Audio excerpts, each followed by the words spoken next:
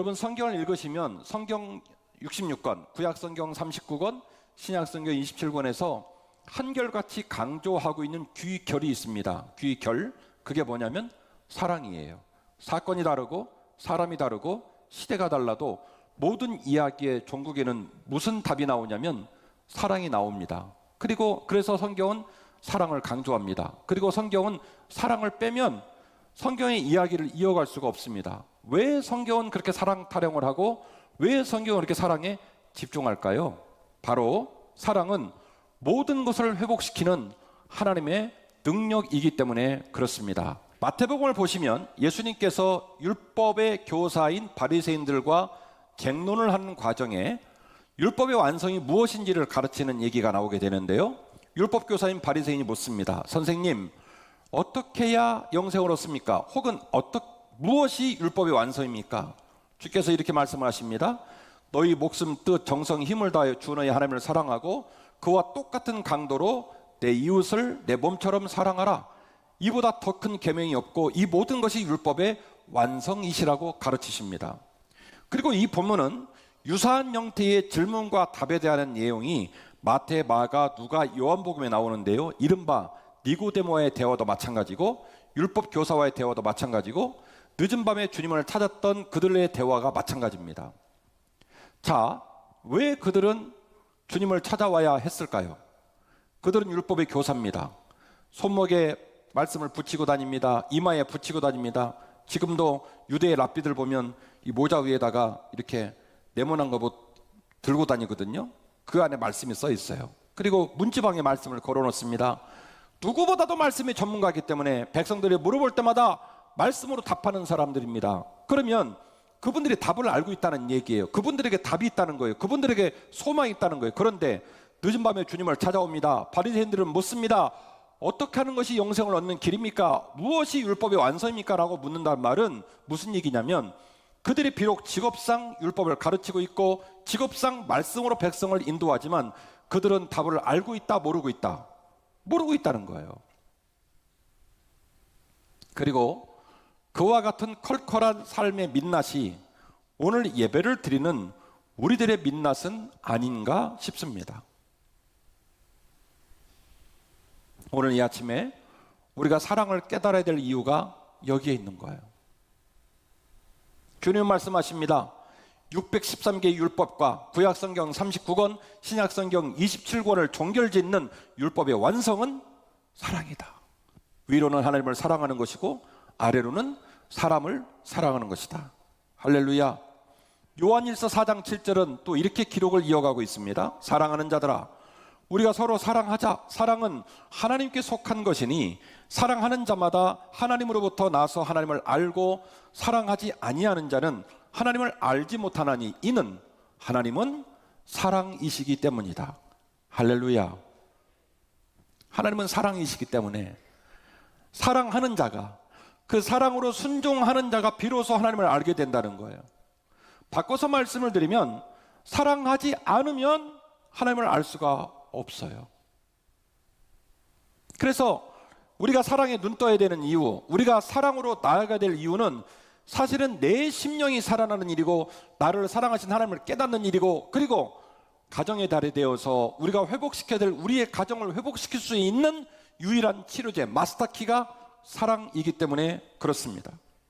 아무리 가정의 달이 소중하다고 하지만 인간의 본질과 도리를 자각하지 못하고 이 세상을 지탱시키는, 이 세상을 풍요롭게 하는 인간의 존엄의 동력은 그 치료제를 알지 못하고는 우리가 그 문제를 풀 수가 없는 거예요. 가정의 달이라고 현수막 걸어놓으면 가정이 회복됩니까? 아니란 말이죠. 그 원리를 알아야 됩니다. 그건 뭐냐면 사랑이에요. 할렐루야. 사람은 사랑을 깨닫고 사랑을 실천할 때 비로소 사람다워지는 거예요. 할렐루야. 목사라서 외치는 사랑 타령이 아닙니다. 사랑은 나의 인간됨을 지키는 힘이고 사람과 사람의 관계를 강건케 하는 치료제입니다. 고린도전서 13장 7절 말씀을 이렇게 기록하고 있습니다. 앞의 말씀을 생략한다면 모든 것을 참으며 모든 것을 믿으며 모든 것을 바라며 모든 것을 견디느니라. 세상에서 말하는 사랑 다른 건 에로스적인 사랑이죠. 성, 쾌락. 오직 그런 얘기로 매스 미디어가 발달되고 문화가 진행이 됩니다. 그런데 성경이 말하는 사랑은 그렇게 가볍고 국지적인 사랑이 아니라 가장 위대한 사랑이어서 삶의 수많은 질고와 난관과 어려움들을 풀 수 있는 마스터키, 온전한 치료제로서 사랑을 얘기한 거예요. 고린도전서 12장에는 수많은 은사가 나오고 고린도전서 13장에는 그 수많은 은사의 최종적인 은사인 사랑의 은사를 이야기합니다. 사랑에 관한 얘기를 쭉 기술을 하고 13장 7절 말씀 가운데 사랑을 다음과 같이 갈무리를 짓는데요, 모든 것을 참으며 모든 것을 믿으며 모든 것을 바라며 모든 것을 견딜 수 있는 힘이 어디에 있다? 사랑에 있다. 갈라디아서 5장 22절입니다. 오직 성령의 열매는 사랑과 희락과 화평과 오래 참음과 자비와 양성과 충성과 온유와 절제니 이 같은 것을 금지할 법이 없느니라. 성령의 은사와 성령의 활발한 활동을 통해 맺어지는 9가지 은사를 말하는데 그 9가지 은사를 들어보면 내나 똑같은 얘기예요. 무슨 얘기냐? 사람의 성품과 마음과 태도를 말하는 거예요. 그 9가지의 성령 열매를 끌고 가고 있는 기관차 역할을 하는 대표성을 지니는 단어가 바로 뭐냐면 사랑이에요. 사랑, 희락, 화평, 오래 참음, 자비, 양선, 충성, 온유, 절제. 이 9가지가 다 사랑으로 귀결이 되는 거예요. 그래서 고린도전서 13장 7절이 말하고 있는 사랑은 모든 것을 참고 모든 것을 믿고 모든 것을 바라고 모든 것을 견딘다는 얘기는 그저 종교적인 읊조림이 아니에요. 온전한 사랑이 이루어졌을 때 나타나는 사랑의 위대한 에너지입니다. 모든 것을 담아낼 수 있어요. 여러분, 일상적인 삶을 살다가 문제가 생기고 트러블이 생기면 여러분 뭐라고 합니까? 제가 그대로 흉내내 볼게요. 법대로 합시다. 법 좋아하시잖아요. 국가가 법체계에 놓여 있잖아요. 경찰관이 있고 법 집행관에 관한 행정법, 민법, 형사법 다 법으로 진행이 되잖아요. 우리 교회도 변호사가 계시지만, 그런데 여러분, 그 법에다가 사람의 인생을 담아야 못 담아요? 못 담아요. 법 하지만 법은 치료제가 되지 않습니다. 어떤 CEO가 어떤 팀에게 프로젝트를 줬는데 망쳤어요. 그러면 책임을 묻고 변상을 처리하고 자르면 되죠. 그런데 저들도 어느 집에 다 가장이고 저들도 어느 집에 아들과 딸이고 내가 내 식구 생각해서 그들을 격려해야 되겠다라고 기회를 주고 그들이 다시 일할 수 있도록 격려했습니다. 법으로 한 거예요? 사랑으로 한 거예요? 사랑으로 한 거죠. 사랑으로 한 거죠. 버스 운전을 하십니다. 시간이 팥합니다. 회사에서 말하는 시간 안에 목적지를 가야 돼요. 근데 연세 드시는 할머니가 타는데 주렁을 드시고 흔들흔들 거리면서 너무너무 슬로우 비디오로 버스를 타는 거예요. 할머니! 다음 차 타세요! 문 확 닫고 휙 가버리고. 그럴 수 있는데 끝까지 할머니 기다려주고, 할머니 옆에 손잡이 잡으세요. 아이고 어디 가세요? 손주가 있으면 같이 다니시지 그러셨어요. 이렇게 얘기하고 할머니 마음을 편케 해서 그냥 막 옆에서 소리 지르면 얼마나 어르신이 마음이 급하겠습니까? 근데 따뜻하게 격려해 줘가지고 안전하게 의자에 앉게 배려해 드렸어요. 법으로 한 거예요? 사랑으로 한 거예요? 결국 이 사회가 지탱되어지고 가정이 지탱될 수 있는 동력원은 합리와 법과 어떤 논리가 아니라 그 모든 것을 담아낼 수 있는 넓은 가슴인 깊은 강같이 깊은 사랑이라고 하는 강 안에만 그 모든 걸 담아낼 수가 있는 거예요. 할렐루야. 그래서 사랑은 모든 것을 참으며 모든 것을 믿으며 모든 것을 바라며 모든 것을 견딘다고 이야기하고 있는 거예요. 중생을 처음 하고 성령의 인도하심을 입은 성도가 스스로 자각하게 되는 건 뭐냐면 내가 하나님의 사랑을 통해서 살게 됐다는 감사합니다. 중생을 체험하고 나서 느끼는 하나님의 사랑, 그게 감사해요. 맨몸 동아리로 온 이 세상 사는 게 참 버겁고 사실은 여전히 많은 문제를 안고 있기는 합니다만은, 우리가 오늘 좀 깨달았으면 하는 것은 하늘에 계신 하나님 아버지께서 우리의 삶을 이렇게 빚어 오셨다는 거예요. 아무것도 아닌 우리에게 기회를 주셨다는 거예요. 얼마나 감사한지 몰라요.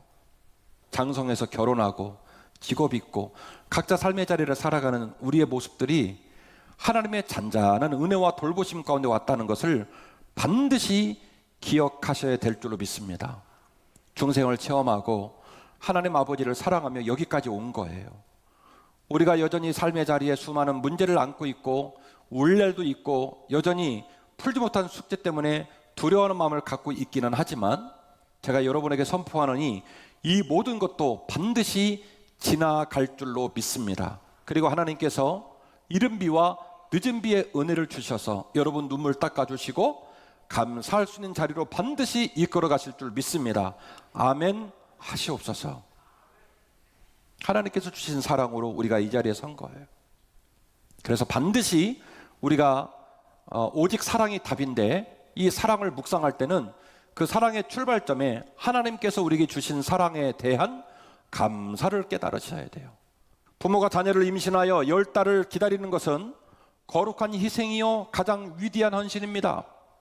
아직은 어리석고 경제적인 부담을 가중하는 자녀를 묵묵히 섬기는 사랑은 거칠고 힘겨운 삶을 살아왔던 과거의 나를 불쌍히 여기는 인생의 선배의 아름다운 희생이라는 사실입니다. 부모를 어렵게 여기고 말과 행위에 정성과 존중을 담아내는 것은 나를 위해 희생하신 부모님의 노고를 향한 반응과 격려이고요, 늙어가며 시들어가는 부모의 슬픔을 기쁨으로 바꾸는 가장 아름다운 격려입니다. 사람이 사랑을 깨닫고 사랑이 인간의 모든 시련과 문제를 치료하는 유일한 치료제라는 사실을 깨닫고, 사랑이 마스터키라는 걸 깨닫고 그 회복의 능력인 사랑을 작동시켜서 자녀를 사랑하고 부모를 사랑해야 하는 거예요. 여러분을 격려합니다. 사랑하는 성도 여러분, 세상은 우리 자녀에게 2번 기회를 주지 않습니다. 실수를 하고 거짓말을 하고 잘못을 해도 그 자녀를 용납해주고 기다려줄 수 있는 것은 누구밖에 없냐면 나밖에 없어요. 자녀가 어떤 부분에 걸맞지 않는 자격증을 갖추지 못하고 준비가 안 돼 있어도 그에게 기회를 주고 그가 다시 그 일을 할 수 있도록 격려할 수 있는 사람은 이 세상 어디에도 없고 누구밖에 없냐면 나밖에 없어요. 자녀가 자기를 위해 돈을 다 썼습니다.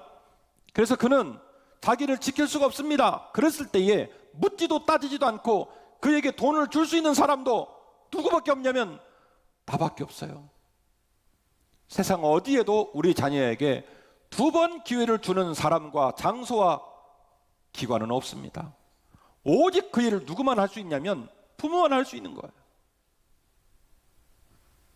사랑하는 성도 여러분, 저를 포함해서 자녀를 양육하는 일이 얼마나 지치고 외롭고 힘든지 제가 잘 압니다. 그리고 하늘에 계신 하나님께서 여러분 마음을 잘 아실 거예요. 그래도 자녀를 끝까지 기다리고 자녀를 격려할 수 있는 사람은 누구밖에 없다? 나밖에 없다.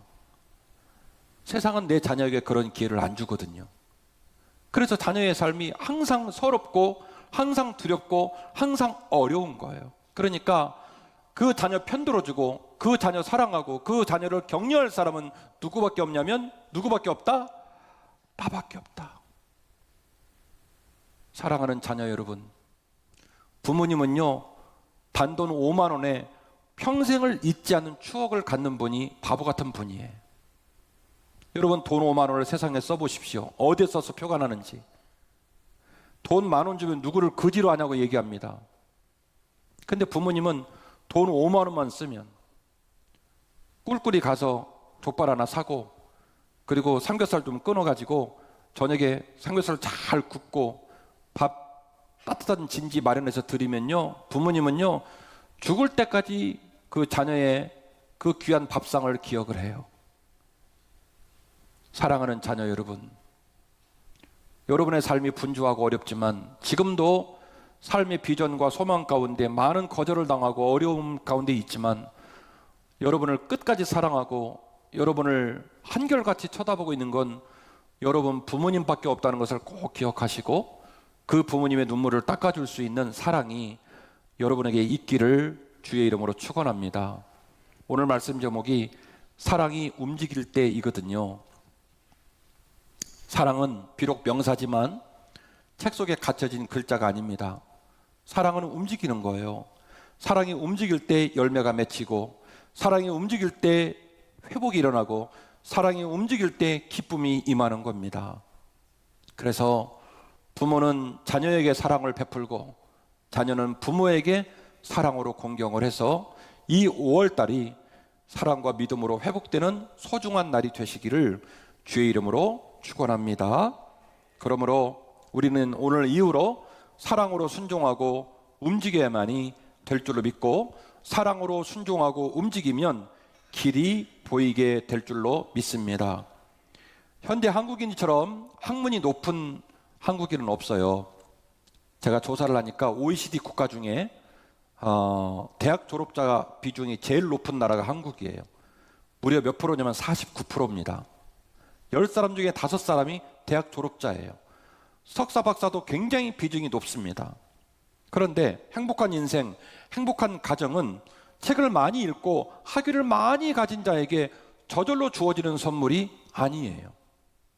OECD 국가 중에 가장 학벌이 높은 나라임에도 불구하고 한국 사람들은 헬조선이라는 표현을 쓰면서 불행하다고 얘기를 해요. 부모님을 생각하면 짜증을 많이 내는 자녀가 제일 많고요. 부모님들은 자녀를 돌보는 일에 대하여 더 이상 그것이 고결한 헌신이라고 말하지 않고 부모의 사명을 땅바닥에 내던진 부모가 점점점 많아지고 있음이 얼마나 가슴이 아픈지 몰라요. 천일공로한 인면수심 같은 일들이 TV에 계속 나오는 거는 인간이 인간의 삶을 지탱하는 무형의 가치인 위대한 사랑을 가르쳐주지 않고 그걸 배우지 않고 그걸 마음에 담아내지 않기 때문에 일어난 일이에요. 오늘 함께 있는 마태복음은요, 예수님의 산상수훈의 맨 앞에 있는 팔복을 얘기해 주고 있습니다. 팔복 중에 앞에 4가지 복은 하나님과의 관계를 말하는 거고, 뒤에 4가지 복은 사람과의 관계를 말하는 것이고, 그래서 그 8가지의 복, 이 복을 말함에 있어서 특징이 몇 가지가 있는데요. 첫 번째 특징은 3인칭 복수형을 썼다는 거예요. 앞에 사람한테 네가 들어야 돼, 그래서 물리적으로 주는 게 아니라 팔복이 선포되는데 그 팔복의 메시지를 듣고 이해를 하고 그 팔복이 내 것이라고 고백하는 특정된 사람이 따로 있다는 거예요. 바라기는 오늘 이 아침에 말씀을 듣고 있는 우리 모두가 그 말씀의 반응을 보이기를 바랍니다. 그래서 그 팔복의 말씀이 내 말씀입니다라고 고백하는 역사가 있기를 원합니다. 그리고 팔복의 특징은 움직인다는 거예요. 13절 말씀입니다. 너희는 세상의 소금이니 소금이 만일 그 맛을 잃으면 무엇으로 짜게 하리요? 후에는 아무 쓸데없어 다만 밖에 버려져 사람에게 밟힐 뿐이니라. 너희는 세상의 빛이라. 산 위에 있는 동네가 숨겨지지 못할 것이요 사람이 등불을 켜서 말 아래 두지 아니하고 등경 위에 두나니 이러므로 집안 모든 사람에게 빛이 있느니라. 이같이 너희 빛을 사람 앞에 어떻게 해요? 사람 앞에 어떻게 해요? 비추게 하여. 행위예요. 빛을 가지고 있는 게 아니라, 빛을 이해하는 게 아니라, 빛을 들은 게 아니라 빛을 어떻게 해요? 빛을 비추게 하라는 거예요. 움직이라는 거예요. 그 빛으로 하여금 영향력을 주라는 거예요. 그래서 이 팔복에 담겨진 그 귀한 하나님의 복을 인식한 사람은 빛과 소금의 사명을 가지고 어떻게 해요? 움직이는 거예요. 등불을 누가 켜가지고 서랍 안에다가 넣어놓는 사람이 어딨냔 말이에요. 저 높은 대청마루에 걸어서 어둠을 몰아내도록 빛이 일하도록 하죠. 소금이 들어가서 음식에 맛을 내고 소금이 들어가서 부패를 막고 소금이 일을 한단 말이에요. 움직인단 말이에요. 그래서 팔복에 담겨진 예수 그리스도의 메시지는 성경 말씀을 이해하고 알고 들어서 하는 게 아니라 그 말씀이 빛이 되고 그 말씀이 소금이 되어 이제 움직이는 겁니다. 일을 하는 겁니다. 하나님 아버지의 사랑을 힘입고 중생의 체험의 그 은혜를 힘입고 그 감사를 덧입어 움직이는 거예요. 그렇게 움직여서 그 안에 하나님의 일하심을 눈으로 목도하고 열매를 맺게 하는 겁니다. 이같이 너희 빛이 사람 앞에 비추게 하여 그들로 너희 착한 행실을 보고 하늘에 계신 너희 아버지께 영광을 돌리게 하라. 착한 행실, 착한 행실. 그 착한 행실이 우리로 하여금 하나님 아버지를 영광 올리게 하끔 한단 말이에요. 우리 가정도 그렇고 여러분들의 가정도 그렇고 그렇게 시련과 어려움이 많은 인생이지만 다복하게 살아가시기를 주의 이름으로 축원합니다. 부모의 마음에 자녀는 완벽하게 들지 않아요. 아쉽고 서럽고 속상하고 왜 저럴까 싶을 때가 많이 있지만 여러분, 오늘 제가 말씀을 선포하면서 이 말씀은 여러분에게 주는 말씀이자 저에게 선포하는 말씀이에요. 부모도 인간이고 부모도 한 남자고 한 여자이기 때문에 억울할 때가 많단 말이에요. 하지만 오늘 말씀에 기록된 사랑에 힘입어 부모의 사명을 잘 감당하시기를 주의 이름으로 축원합니다. 내 딸과 내 아들에게는 누구밖에 없다? 나밖에 없다. 내 자녀를 격려할 사람은 누구밖에 없다? 나밖에 없다. 내 자녀를 용서할 사람은 누구밖에 없다? 나밖에 없다. 아멘. 여러분, 진짜 부모가 되어주십시오. 그리고 사랑하는 자녀 여러분, 제가 그렇게 강조하는 부모의 모습으로 늙어서 죽을 때까지 내가 부모입니다, 내가 아버지입니다, 내가 어머니입니다 고백하는 그분들의 삶이 서러운 삶이 되지 않도록 그 어른들의 눈물을 반드시 기억하는 자녀가 되어주시기를 간곡히 부탁의 말씀을 드립니다. 오늘 말씀 제목은 사랑이 움직일 때였습니다. 사랑이 움직이면 열매가 맺힙니다. 사랑이 움직이면 회복이 일어납니다. 사랑이 움직이면 슬픔이 기쁨으로 바뀝니다. 5월의 달 가정의 달인데요. 여러분, 가정의 달이라고 가정을 회복시키세요, 좋은 부모가 되세요, 좋은 자녀가 되세요, 이렇게 시킨다고 될 일이 아니란 말이죠. 오늘 말씀을 잘 깨닫고 마음에 간직하셔서 그 사랑의 동력원, 그 사랑의 치료제, 그 사랑의 에너지로 여러분의 가정을 살리시기를 원합니다. 참된 신앙은 순종하고 움직이는 것입니다. 이것은 사단에 대한 선전포고이고 죄로 물들고만 우리 인생에 대한 저항입니다. 참된 은혜는 가장 소중하고 가장 가까운 곳에서 나를 부인하고 새로운 일을 시작하는 것이에요. 사랑이 움직일 때 비로소 주님의 마음을 깨닫게 됩니다. 사랑이 움직일 때 순종과 따름이 열매가 되어 섬김으로 이 땅의 가정이 치료되게 될 줄로 믿는 것입니다.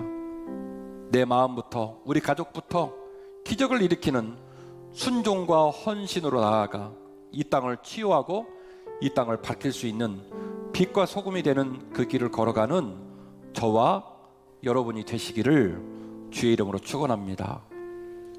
5월 가정의 달, 이 귀한 달을 지내면서 하나님 아버지께서 상처, 눌림, 스트레스, 슬픔으로 가득 찬 우리의 마음을 따뜻하게 위로하시기를 원하고요. 여전히 삶에 문제가 많이 있지만 하나님께서 오늘까지 우리를 이끌어 주시는 감사를 다 회복하시고, 부모는 부모로서 자녀를 사랑하시고 자녀는 자녀로서 부모를 사랑으로 섬기는 역사가 시작이 되어서 저의 가정도 회복되고 여러분의 가정도 회복되고 하나님이 기뻐하시는 거룩한 하늘나라가 여러분의 가정이 되시고 우리 교회가 되시기를 주의 이름으로 축원합니다.